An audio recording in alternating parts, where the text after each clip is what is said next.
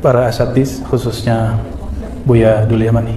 Ya, semoga Allah sehatkan badannya, Allah beri cahaya hatinya, ya, dan kepada keluarga Umi, ya, para asatidz, para Buya, mungkin sebagian besar umurnya angkatan guru ambo. Ya. Alhamdulillah, perkenalan ambo dengan nama Syekh Haji Husin dimulai dari seorang murid tua beliau, namanya Abuya Syafrin. Abuya Syafrin orang Kamang kalau nggak salah. Beliau dulu bertugas di Mekah untuk urusan haji, pernah bertemu bermajelis dengan Syekh Yasin Al-Fadani, jadi dapatlah ijazah ammah. Beliau dalam pencarian jati dirinya kemudian menemukan video. Ambo dulu buat daurah zikir di Jakarta tahun 2014 sebelum YouTube populer. Kebetulan itu ada musajjalat, ya, ada recording video dihadiahkan oleh ipar beliau. Ditontonlah sama beliau, kemudian Abuya Syafrin mengatakan, ilmu itu anak mau cari, ini ilmu yang saya cari. Beliau ngomong bahasa Indonesianya sudah lebih dominan daripada bahasa Minang, ya. Ini ilmu yang saya cari. Maka beliau ikutilah video kajian itu, karena kajian itu 3 hari 3 malam 3 hari 3 malam, malam terakhir talqin zikir 2014. Nah, beliau ngikutin. Setelah mengikuti, kemudian kami sarankan beliau ke guru kami di Payakumbuh, ya. Lalu ketika musim i'tikaf dan suluk, beliau ngikut, ya. Jadi antara kami dengan beliau terjadi mudabbaj. Apa arti mudabbaj dalam ilmu hadis? Beliau mengambil dari ambo mengambil dari beliau. Ambo murid beliau, beliau pun bamuri ambo, walaupun ambo tidak pantas jadi guru beliau. Cuma dengan tawaduknya, alhamdulillah, maka ambo minta izin, Buya ajizni, ijazahkan, dan kami saling mengijazahkan. Maka ambo kasihlah di dalam sabat sanad yang ambo tulis dalam cuma waktu semalam, apa sehari semalam paling, ya. Sampai emang ambo jarang tidur malam aslinya. Jadi kalau malam-malam itu harus diisi kegiatan. Kebetulan kita mau rihlah, safar, ambo menuliskan itu. Hal yang sederhana tapi susah untuk merunutnya. Kan sudah ketahuan nih, Buya Syafrin ngambil ilmu sama dengan Allahyarham Syekh Haji Awis Karni. Cuma beliau lebih tua, umurnya 87-an sekarang, ya. 87 atau 88. Kalau dihitung mungkin ya awal-awal kali, ya, generasi-generasi awal. Buya Syafrin ngambil dari Syekh Haji Husin, plus juga ngambil dari Syekh Sulaiman Rasuli. Maka kadang-kadang kita sebut nama Syekh Haji Husin, kemudian ada yang kita langsungkan ke Syekh Sulaiman. Nanti silakan para asatidz meneruskan itu. Jadi sahabat ini bisa dijadikan lampiran ketika mau ijazah. Jadi ada ijazah, lalu kemudian ada tambahan di situ, ya. Mau diedit ulang silakan, ya. Ambo sudah meniatkan karya-karya ambo itu wakaf sadunya. Paling ada beberapa penerbit ingin ngambil benefit untuk kepentingan bersama, ambo izinkan, lalu ambo minta izin setelah 3 tahun tolong diwakafkan. Kenapa? Malu kepada Imam Al-Bukhari. Imam Bukhari kitabnya adalah kitab paling laku setelah kitab Mushaf Al-Quran, dan beliau tidak mendapatkan royalty, ya kan? Tapi di alam sana beliau sudah nikmat, ya. Termasuk kitab yang mau kita kaji. Para asatidz yang dimuliakan Allah, tahun 2006 itu puncak pencarian saya untuk akidah Ahlus Sunnah. Termasuk telat, tapi alhamdulillah Allah pertemukan dengan seorang syekh namanya Muhammad Hasan Hitu. Muhammad Hasan Hitu, beliau Dimashqi dari Damaskus, Al-Azhari. Jadi S1, S2-nya, S3-nya Al-Azhar. Maka akidah ambo, walaupun ambo tidak tamat Al-Azhar, akidah ambo Azhari. Sama aja Buya, sama aja Ustaz Zahri. Beliau bertemu juga dengan Syekh Yasin dan ngambil sanad dari Syekh Yasin. Maka untuk sanad kita pakai jalur Syekh Yasin Al-Fadani. Jadi, dan kami membaca huruf per huruf. Cuma bedanya dulu seminggu. Jadi menghatamkan Sanusiyah dengan beberapa kitab yang lain. Jadi pagi sampai sore. Ada beberapa kitab, salah satunya kitab Ummul Barahim. Jadi nama kitab ini adalah Ummul Barahim, ya. Udah punya semua, ya. Insya Allah nanti bukan mau menggurui, tapi mengambil berkah dari kitab. Nanti saya tidak syarah semua. Nanti kita ambil mana yang menjadi peta pemikiran Ahlus Sunnah yang bermanfaat di zaman ini. Karena ada beberapa hal yang tidak relevan dijelaskan di zaman ini, insya Allah. Dari beliaulah kemudian saya yakin bahwa Imam Abul Hasan Asy'ari betul berakidah seperti yang diyakini Rasulullah Shallallahu Alaihi Wasallam. Dulu kami masih meragukan, betulkah Imam Abul Hasan Asy'ari itu pewaris akidahnya Nabi Shallallahu Alaihi Wasallam? Dan kami kaget, ada beberapa tamatan madrasah tarbiyah Islamnya atau komunitas Aswaja NU di Jawa, kalau kita MTI, itu kemudian keluar menjadi Wahabi, menjadi Salafi. Itu menyedihkan. Berarti ada masalah dalam mengkaji kitab.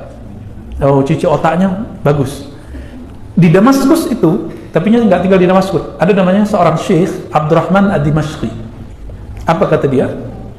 "Law bahasta mu'allafat al-Asy'ariyah lam tajid fiha ayatan wahidah wala hadithan fi kulli safahat." Kalau engkau membahas kitab-kitab Asy'ariyah, engkau tidak akan menemukan di dalamnya satu ayat ataupun hadis pun di dalamnya. Kira-kira gitu. Itu cuci otaknya. Alah yolonya kawan. Ya, benar nggak itu? Berarti si Dimashqi ini nggak paham. Ada namanya kitab matan, ada kitab syarah, ada kitab mutawwalat, ada yang mabsutat, ada kitab matan, kitab inti, ikhtisar, ada kitab yang sedang, ada yang panjang. Beliau nulis ini namanya As-Sanusiyah As-Sughra, Ummul Barahim. Inti-inti dari kitab sebelumnya. Ada As-Sanusi Al-Wusta, ada As-Sanusi Al-Kubra. Di situ lengkap ayatnya, dalilnya. Untuk kitab matan hanya seperlunya beliau menampilkan. Kira-kira begitu. Itu sebabnya di kitab-kitab matan tidak bertemu dalil ayat. Dalilnya ada di kepala si muallif. Contoh, matan takrib, ada dalil nggak di situ? Nggak ada. Bukan berarti si musannif Al-Qadi Az-Zahid Abu Syuja' Al-Isfahani thumma Al-Madani, jadi beliau qadi, ditinggalkan jabatannya, beliau hijrah ke Madinah dari Isfahan. Sampai di Madinah, beliau kemudian terinspirasi menulis kitab yang mudah untuk generasi setelahnya. Dengan izin secara batin dari Rasulullah, beliau nulis kitab matan takrib. Makanya kitab itu tidak ada di satu negeri pun, di negeri muslim yang ada ajaran Syafi'iyah di situ, kecuali ada kitab matan takrib. Sama, akidah juga begitu. Imam Sanusi ingin merumuskan secara ringkas ajaran Rasulullah yang dirumuskan oleh Imam Asy'ari. Maka muncullah kitab As-Sanusi. Maka dalilnya, dalil Quran itu nggak ketemu hadis, kecuali beberapa. Dan yang kedua, kalau kita belajar usul fikih, akidah, dan muqaddimah ilmu usul, dalil terbagi tiga, ya nggak? Dalil Quran itu masuk ke dalil naqli, hadis masuk ke dalil naqli. Kalau yang diajarkan dalam kitab ini dalil aqli, dalil juga nggak? Cuma orang awam taunya dalil cuma Quran Sunnah. Berarti sudah ada pengebirian akal umat. Akal umat mulai menyempit. Nah, ini kewajiban kita para asatis, kewajiban kita untuk membangkitkan itu kembali, bahwa dalil itu tidak hanya yang tertulis, tapi ada yang terpikirkan, dan itu sudah ada kaidahnya. Maka atas dasar itu, karena kami dulu dipesankan oleh masyaikh-masyaikh untuk menyebarkan akidah Ahlussunnah, begitu juga dari murid-murid Syekh Yasin. Bismillah, kita buat pertama kali di Madrasah Tarbiyah Islamiyah di tanah Sumatera, khususnya Sumatera Barat, pastilah yang dapat jodoh pertama. Alhamdulillah. Dengan ini kita kirim Al-Fatihah untuk guru-guru kita, Syekh Haji Husin, Syekh Muhammad Amin, Syekh Awis Karni. Begitu juga guru dari Syekh Haji Husin, Syekh Sulaiman Ar-Rasuli. Begitu juga Abu Yashafrin, Syekh Muhammad Yasin Al-Fadani, Syekh Muhammad Hasan Hitu, dan masyayikh-masyayikh yang lain. Lahumul Fatihah. A'udzubillahi minasyaitonir rajim. Alhamdulillah. Iyyaka na'budu wa iyyaka nasta'in. Shiratal ladzina an'amta 'alaihim.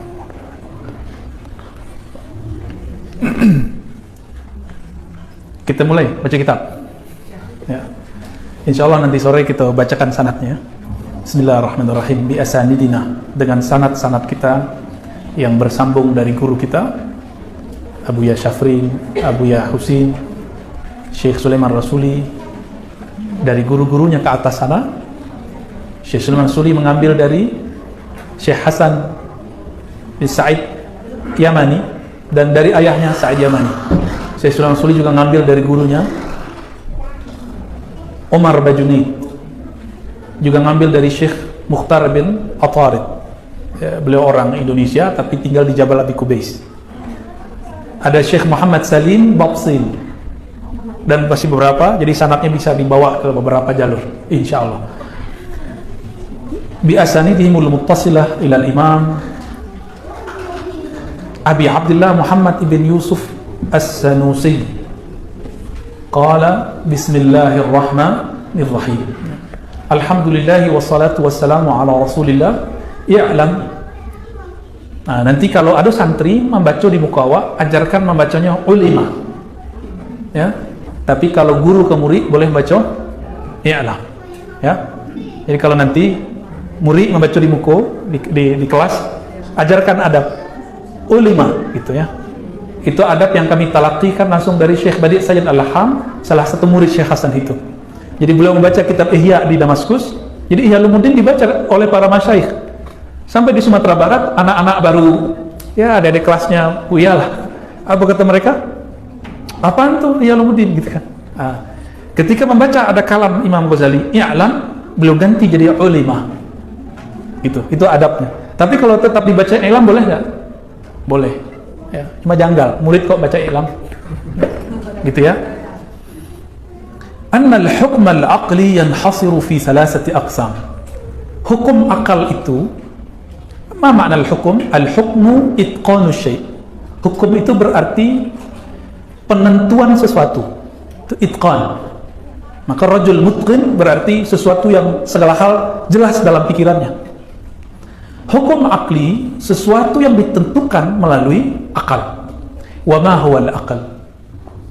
Kan di Quran ada lahum qulubun la ya'qiluna biha. Lahum qulubun, akal itu, ini yang dilupakan banyak orang. Bisa berpikir dengan hissi, dengan data-data nyata, bisa berpikir dengan ghair hissi, yaitu qalbu. Maka akal kita apakah akal qalbi atau akal hissi?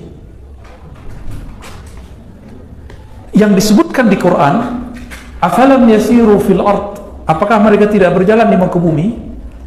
Fatakun, sehingga ada bagi mereka, ya, qulubun yaqiluna biha, qalbu yang menjadi sumber mereka berpikir. Nah, itu target Al-Quran. Jadi akal bukan berarti orang-orang musyrik dulu tidak berakal. Mereka berakal tapi bil his. Apa arti his? Hissi, indrawi. Tidak nampak de indra, tidak terasa de indra di tulaknya. Bukan itu. Kalau qalbu ta'alluqnya billah, ya. Nah, ini yang, ya, hukmu akli itu yang dimaksud, ya. Yanhasiru fi salasati aqsam. Yanhasir bisa diartikan diringkas. Hasr itu kan berarti dibatasi. Dibatasi kepada 3 macam. Yang pertama, wajib, wujub, wal istihalatu wal jawaz. Wajib, istihalah, mustahil, lalu jawaz. Ini sedang ramai nama jawaz nak? Ya. Fal wajib, apa itu wajib? Nah, wajib itu kalau dalam matematika itu ada rumusannya. Ma la minus. Yutasawwar fil aqli adamuh minus kali minus. Hasilnya apa? Yang tidak tergambar dalam akal ketiadaannya. Berarti akal mesti memaksakan diri untuk mengatakan dia ada. Coba bayangkan kursi tapi tidak ada yang buat, bisa nggak? Kalau ada orang ngomong hari ini, ya itu kursi nggak ada yang buat, dia ada begitu aja. Kita sebut orang itu apa? La aqlalah, nggak punya akal.